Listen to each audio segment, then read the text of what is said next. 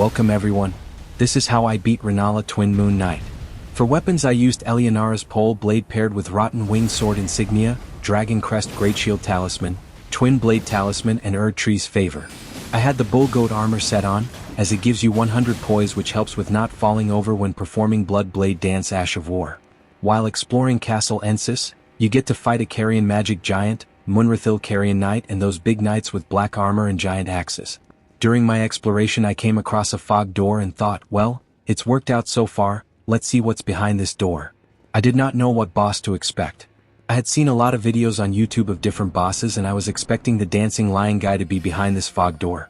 When I entered it felt like a version of Loretta Great Knight, but it was Rellana, the Twin Moon Knight. Not sure of any lore connections, but it felt that the two are somehow connected. Don't hate me for it, but that's just how it felt. My overall stance on enemies in Elden Ring is that larger enemies are easier to fight. Even if they are fast you can still find spots under them to attack from without having much risk. They are also easier to dodge. For me the fire giant fight was quite easy compared to the fight with Hoarah. I am also leaving the link to both those boss battles in the description below.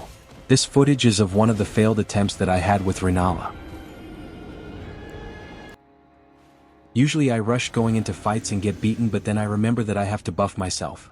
So I did Golden Vow, Flame Grant Me Strength and drank my physic with the Opaline Hard Tear and the Opaline Bubble Tear, which are really good for damage negation. I don't remember ever changing that mix. This time, I had the buffs. I felt confident that I could take her on, but then I saw her leap towards me and I didn't even process rolling and froze to take the hit. I did manage to get 1 or 2 hits in, but when she started using Glint Blade Sorcery, I decided to do some magic of my own and summoned the Mimic Tear. The Mimic Tear is amazing. However, Renalla kept her aggression towards me. I waited by running and panic rolling for her aggression to shift, so I can go in and drain some of her health. The avoidance did not work as I had planned. Her focus finally shifted. This is when I saw some space to get some flasks in. Now the fight was on. Renalla was finally distracted and that gave me the opportunity to go in Poleblade blazing. And what happens next should be the advert for how good Eleonora's Poleblade actually is. We kept hitting her repeatedly, procting bleed again and again and just bleeding her dry. This seemed to have made her angry and her swords lit up with fire and frost. I'm sure they are really cool and do good damage. I didn't get to see it though. Nothing beats the pole.